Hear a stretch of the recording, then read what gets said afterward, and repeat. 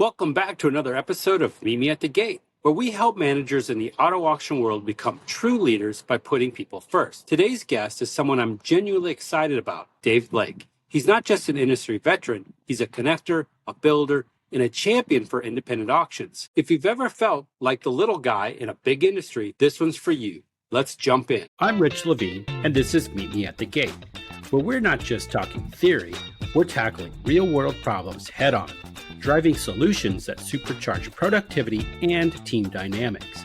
Every episode is a journey towards improvement, empowering you, the manager, to lead with innovation and confidence. Join us to transform everyday roadblocks into highways for success. Dave kicks us off with the story behind his passion and why independent auctions are just more than a business model. They're a community. Let's hear what drives him and how IAG is helping keep the heartbeat strong. We're going to be so rich. Really rich. Rich. What we do at Meet the Gate is we talk about helping managers in the auto remarketing, and we're really pushing independent auctions. And we believe, like Ty just mentioned, make auctions great again. Let's get back to old school auctions where you have face-to-face handshakes. You got dealers in the lane. A lot of these independent guys don't get the love, and that's what I'm trying to do. So tell us a little bit about what you got going on with IAG. Well, I mean, IAG's been around for 25, 30 years. I've been a part of it for the last 15 as a co-chair. And I mean, I'm an independent guy, right? I was a maintenance guy at Auto Auction New England. Fortunately, some people, like so many other auction stories, right? Like people just grow up through the business and you learn by doing. And then I was fortunate. I've had really good people surrounding me, and I got involved in the industry with NAAA, and Lynn Weaver and Charlotte Pyle at the time were serving on the board. They asked me to serve because Charlotte was going to be president. And then I did a few things right, and they kept me on. And then being a part of that, I was a GM at the auction in Londonderry, New Hampshire, and then came out to Seattle and worked for McConkey Auction Group. And they opened up an auction out here, and they needed a GM. And I always kind of had in my mind that, being a part of that independent auction group, like it's the heart, it's the backbone, it's the reason, it's where, I mean, look at what we see right now inside the industry, right? It's like they want to buy independent auctions, right? There's a reason for that. There's a lot of heart, there's soul, there's people there that are experts in their field that do a really good job. They build a dealer culture, great relationships with commercial accounts, right? Really care about their employees. They're in it, they're working it, and you feel that. And no matter what auction you go to, whether it's in LA or it's in Pennsylvania, wherever it is, you see that same story repeat itself over and over again. So I believe in the independents. I believe the independents have just a great in front of us. I think we have a great opportunity. But over the last few years, I felt like what we've seen a little bit is like a little bit of these smaller groups kind of forming that are independents and a fracture within the community. So, I mean, really, if there's a couple things that I'm focused on and trying to drive with the team is inclusion, which brings people in, like how can we serve this association together, right? Bring them into the group, try to find ways that if it's a partner or it's a vendor or, an organization that serves this industry, where's their place, right? So really about inclusion, community, right? How do we establish this? Because independents are fun, right? And like you said, trying to get a few of them on a phone call, it is like wrangling cats, and that's what makes them so great, right? Yeah. But from an organization standpoint, it's a little tough sometimes. But that's my job, is to serve these independents and make sure they have a voice. And we want IAG to get a phone call when there's some change coming into the industry that's going to impact the independents. And collectively, it's like, something that happens to, negatively to one independent can impact, the whole group, and all boats rise. Tom Stewart's been saying that recently, and I think that we've adopted that. So there's an opportunity here to strengthen this community. I'd say it's about inclusion, community, and embracing the independent culture. So let's build on that inclusion idea a little bit, and I'm going to go full vulnerability, full honesty. I come from the corporate world. I've only been independent for a little bit, And I honestly thought you guys were new. So when you just told me you've been around for, what was it, 28 years or 25 years, and you've been part of it for 15, that blew my mind, because the first time I knew anything about it was when Kyle stopped me in the hallway at NAAA and said, "Hey, why weren't you in this meeting?" And I said, "What meeting are you talking about?" And he's telling me about it. I said, "I don't know anything about it. I don't even know what's going on." I said, "How do I get involved?" So here I am coming from, and I'm not saying I'm probably the exception to the rule, because majority of the independent auctions have owners that are part of your deal. But how do we help us? What can we do to help you get more people like me to know about IAG and how it can help? Well, it's like stuff like this. So thanks for doing it. It's telling the story, right? We've had generational shifts and changes. Second, third, fourth generations entering into the space, new ideas, creative ways of looking at things, understanding that technology, are great tools, and we have a great opportunity. We have a good opportunity to kind of figure out how to incorporate that. So I think the short answer is tell the story. We're here.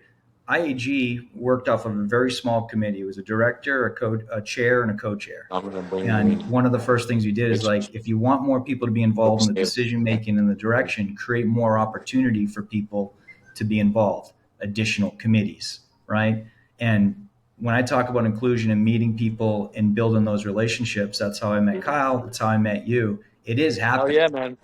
We just want to accelerate that and really make sure people understand that it's there to serve them. This unity it's a big deal. I mean, we see it nationally, right? Where you see this kind of fragment or picking a side, or I think in this is the opportunity for independents to realize how important that is going forward to maintain cooperation and communication. So I think a big reason why we're seeing this acceleration here is because it's needed, one, and two, IAG is doing a better job of communicating and reaching out, right? Way better job because of Dave Blake. There are folks, so there's a lot of people. It's just asking the right people to help. Let's shift gears, because loving your auction is one thing, building systems that help you grow is another. Here's where IAG is filling the gap with tools, tech, and training you didn't even know you needed. You're not going to see it in automotive news, but there's advocacy on the backside that has a positive financial impact on some of these organizations because it's what's right. But when you're not putting your hand up and saying, "Hey, these changes are going to impact this group," people, these organizations might just move forward without even bad intention. They just don't understand. So we're putting that advocacy, we're putting ourselves in the middle of it. There's an opportunity with the associations that are out there, and we're looking at things they don't provide, because we're not competing with anyone. We're not competing with any other association. Hopefully you choose those and you choose the independent auction group if you're an independent. But where is the miss? Where are what things from a resource standpoint and education are not produced, or there's not access that's available for a larger group, right? I mean, there's some great educational programs out there, but there's a lot of different subjects. And so the ones that are not, that there isn't a resource that speaks about that or provides education on that component, those are the ones that we're looking at. Like, we're going through and creating a digital strategy program right now. Before we got on this call, before we started recording on this call, it's like independents do a great job building a relationship with the dealers in the lanes and the commercial account and that kind of that one-on-one component. Amazing, right? Now we've got digital tools out there, outside the gate products. Simulcast has been around for years. An independent, you can have a hybrid model. You can take advantage of all those components. So why not? I mean, some of these other groups, they're just like, these are the tools that you use. This is how we're going to sell, and this is where you have to follow. Independents, they have all that flexibility to do it the way that they feel as though will best position them inside the market. So that digital strategy program is going to be a multi-module. It'll consider, condition reports, the value condition reports, how to do condition reports, what your sales team philosophy and culture should be in order to have an effective program to stimulate that market and to bring more transactions to the lanes. I'm really excited about that one. But it's subjects like those that, it incorporates some of the programs that are out there. Like conditionreports.com they have a CR training program. Well, it can live within this model. It can be a deeper part of a certain portion of this. But this tells the whole story, hopefully. So So let's go. Let's cover that real quick. So like something from you just mentioned, conditionreports.com has a training. If I want to send my condition report writers, is that how would they get to? Is there a way to get them connected to that yet, or not? Yeah, it'll be listed on the IG website. It is listed through NAAA, and you can go to conditionreports.com, and they have those programs. They have a virtual program, and then they have an in-person. Again, there's where opportunity lies. We're in communication with conditionreports.com. It's about access, right? There's some amazing programs out there. There's some expensive programs out there. This is one of my favorite parts of our conversation. Dave breaks down how IAG is opening doors that independents have never had access to, from major vendors to advocacy conversations that directly impact your bottom line. What happens when big organizations come in and buy up a great idea? They ruin it. They run it into the ground. They strip it. They rip it. They go in nothing but for greed, for profit, and the quality and the service goes out. Experience goes out. You go to an independent auction and you want to buy a car. You walk inside and you say, "Oh, hey, look, I'm at Kyle's auction." Kyle comes out and he starts talking in Trump and calls you a dog and hands you some of mom's or his grandma's roast beef and gravy and mashed Yeah, potatoes. baby. And now you got an experience, right? That's what we do. Nobody, I'm sorry, I'm just going to get on my high horse for a minute, but nobody wants to go to the big M or the big A or the triple A and go, "Oh man, that was a fantastic experience. They made me bend over, grab my ankles, and they came out with a 55-gallon drum of Vaseline and they just gave it to me. They wouldn't take my arbitration. My titles are lost. I love that place. I'm going to go back and get my cars from there." Nobody's saying that. I've never been on the dealer side, but I can say, visiting different independents and talking to different independents, there's quite a few characteristics that are similar. And when I left an independent from the East Coast and came over to one on the West Coast, it was very, the same most important things, in my opinion, were similar. The employees felt purpose and a part of community, and the dealer community felt taken care of, cared for, and also a part of that community. And all the independents that I go to, you have that same experience. And I think a big part of it, to your point, Rich, is like, it seems like the independents don't practice teaching their folks how to be polite and treat people in a good way, but instead they treat their teams that way, and then therefore they respond in that way, and that's the experience that you're having, right? It's like, I'm happy to be here for the most part. I mean, you have outliers on everything, but people are genuinely, they're part of that solution, they're part of the purpose, they're part of that family, right? They're a part of that team, and they're part of the solution. And I think that that's something that isn't something you put on a website. You can, but Yeah. it's something that's felt, and I think Yeah. people feel that when they go to an independent. Oh, absolutely. So going back to your point you mentioned a few minutes ago, every time one of the big conglomerates buys up an independent, it opens up a door for an opportunity. I absolutely, totally agree, because the next great restaurant, and I'm just using it for comparison speaking, is not going to come from some big giant conglomerate that's going to redo another Capital Grille steakhouse or something. It's going to come from a small mom and pop guy that's got an idea that says, "Hey, what if we make this experience on cooking a steak totally different, or a hamburger totally different than everybody else?"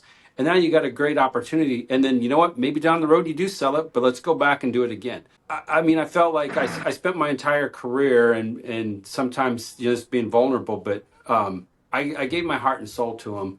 I was loyal. I was taught you always be loyal. But now I look back, and the best thing that ever happened to him was them telling me to leave. Because now I'm out, I get to see a different world. I get to bring a different set of eyes into it and go, "You know what? That might work for you, but it doesn't work for me." Having all your processes and everything, doing it this way, and how much money can we make? You need to raise fees again. You need to do all this other stuff. I'll stand on my soapbox right now, and I'm trying to tell everybody what I'm doing here in Houston, Texas, is we're trying to make this the place for the independent automobile dealer to come and buy cars and sell their cars. Why? Who else is catering to that market? Independents cater to independents, right? I've never bought a car from AutoNation store. I never will. Why? It's a big chain. My dad was an independent guy. He owned an independent dime store in the middle of the Midwest. And I keep looking back on that and going back to what Ty said earlier, make auctions great again. It's the remix, as I call it. We take what's old and make it new again and reapply it. People want to kick tires and shake hands and smell exhaust fumes and eat a hot dog and say hello to their friends. Make it a place where people want to be.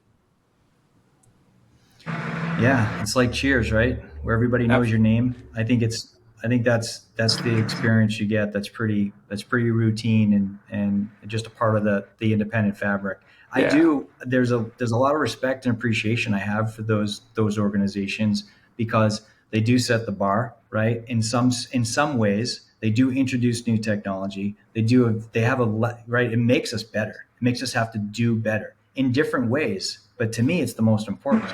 There could be other businesses that are more successful for different reasons, whether it's volume or it's kind of financial position or name as far as being national. But it's like for that independent that has that relationship, that's a contributor to that community, both on the dealer side and just people in general. I mean, I think that's just personally where I value it. Now we're getting personal. We talk about loyalty, independence, and why every auction, big or small, has to ask, what kind of culture are you building? I met a lot of great people in this industry, regardless of the name on the building. That I think are great leaders.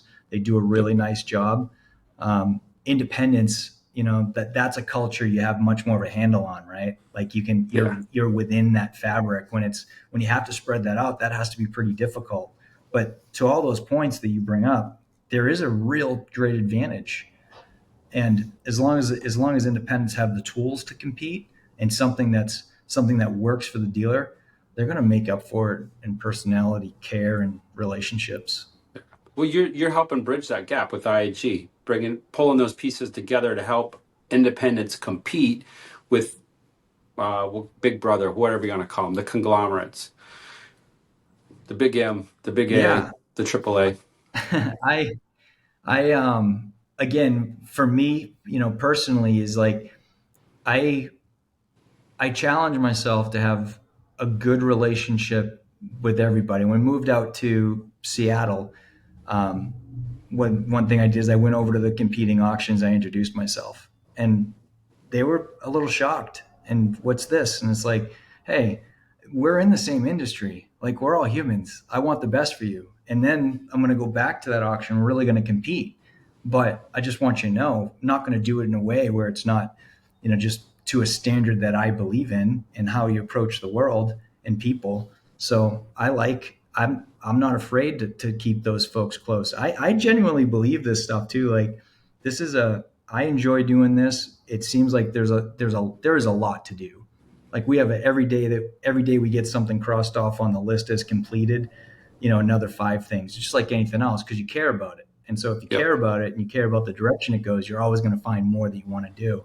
So I wish I had more bandwidth, and I know we're going to get there. I'm a little impatient with some things, but it's like folks like you talking today, it's like it shows you that it's working, and Yeah. keep it up. Yeah. Absolutely. And I'm willing to help. I'm willing to talk. We'll take conversation offline, but I'm willing to help you with some different things because you sparked some ideas in me. So I'll be willing to share those. And that's the idea, because you have I learned this I heard Bob McConkey say it so many times. It's like, maintain relevance, right? How do you stay relevant, right? You can do a lot of that. A lot of that relevancy can come from maintaining good, healthy relationships, but you have to look at the standard of business, the operation, the technology that you're using. Like, there's things that we have to do. There's so many good ideas and so many hardworking people that are talented and that are subject experts within the independent community. By bringing those folks together, it is about a trade. It is, hey, this is how we do it. Hey, this is how we do it. Wow, I really like that. That adoption of those best practices. There's a tremendous opportunity there. I mean, there's Yeah. so many independents that start their business and they don't know where to go. Right? It's like, how do we take a car in, we're going to check it in, we're going to, like, all of those terms are new, and they're Yeah. learning it. That's how You these know, independents built. It wasn't like someone sent a manual. They literally had to learn how to do those things and what they thought was the best absolutely. way to do it. Yeah. I met a Yeah. gentleman at the car conference and just started talking to him, and he was an auctioneer. and said, wow, this is easy. I'm just going to go open my own sale. Starts his own sale. And I looked at him and said, and how's that working for you? He's like, I got a lot to learn. And the good auctions, and MAG is one of them out there. And I sold cars there a long, long time ago, probably late 1900s, right after they got going. But ever since, they're good at what they do, and they make it look so easy. But what we don't see is what's going on behind the scenes and how hard people are really working to make it look easy. And like you said, it's how do we get better? And the other piece I loved what you said too was walking over and shaking hands with the competition. I've done it through the phone and reached out here in Houston. We got so many auctions, just said, hey, here's what's going on. Because I believe, probably like you do, the enemy does not lie within the industry. That's not our enemy.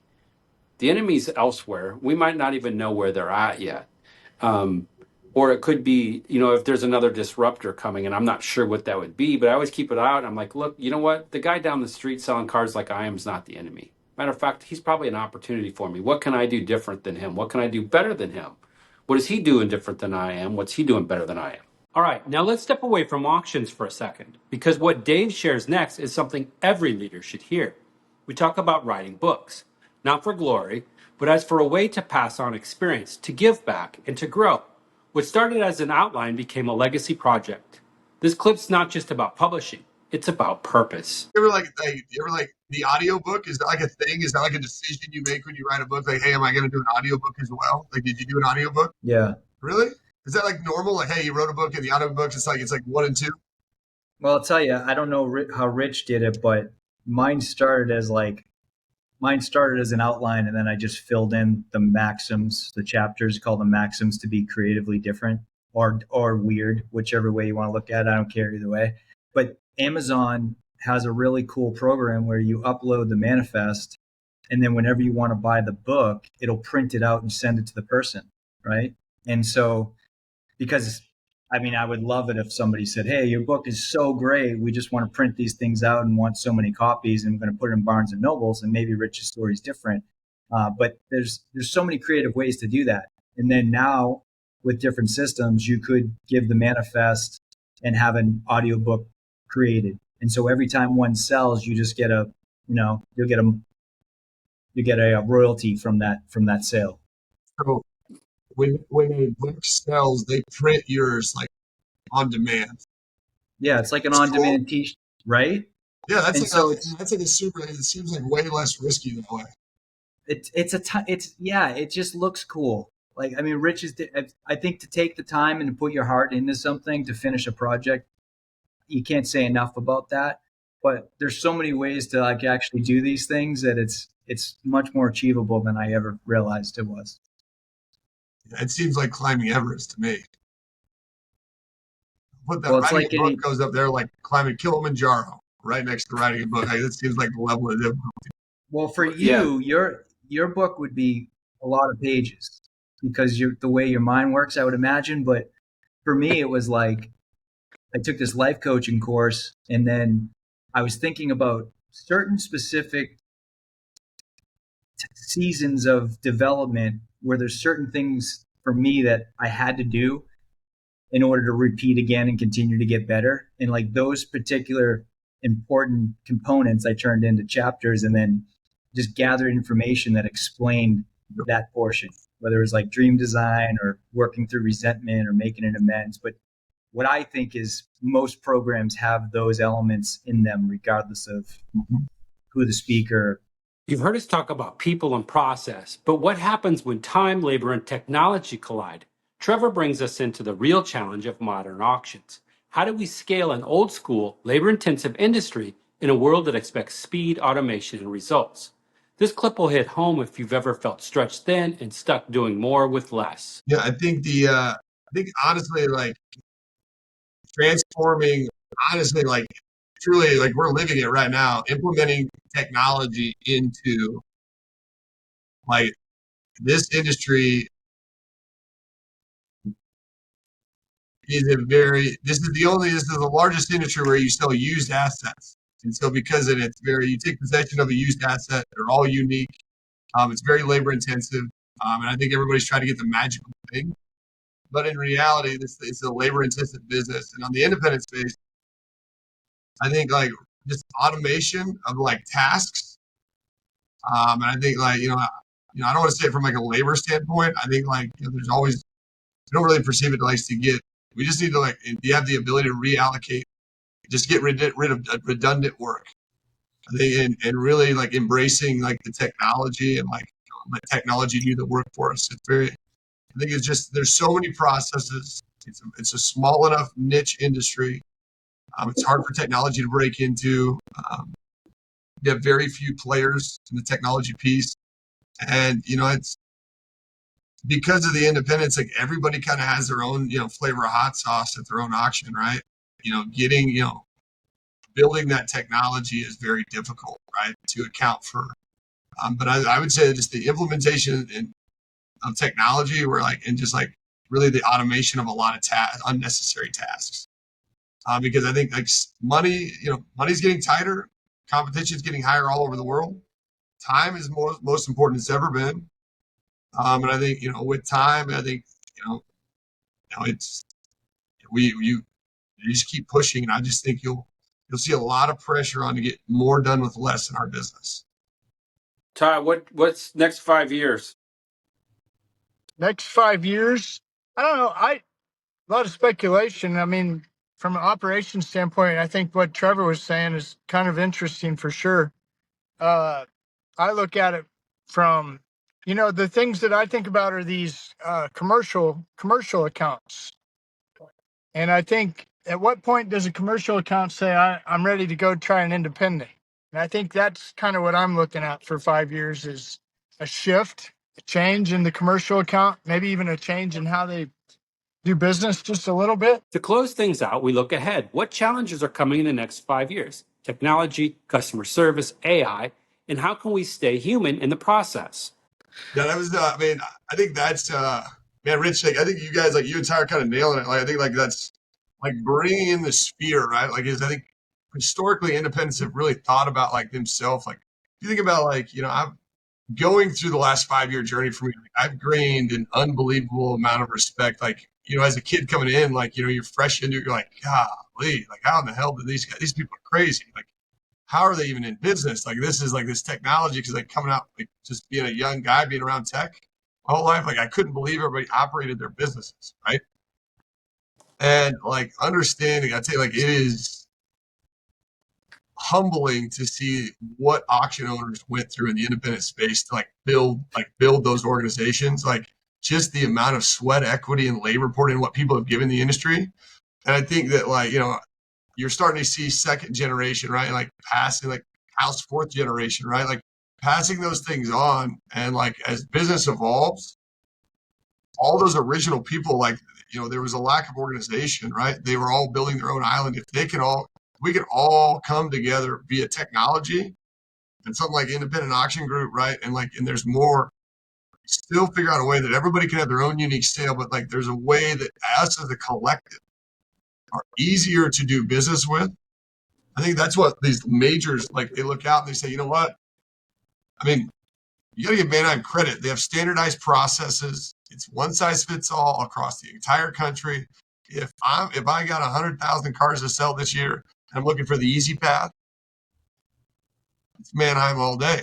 As far as if I don't would I go pound for pound and like say, hey, I'll go head to head with any Manheim auction, like just because we're competitors, we're independent.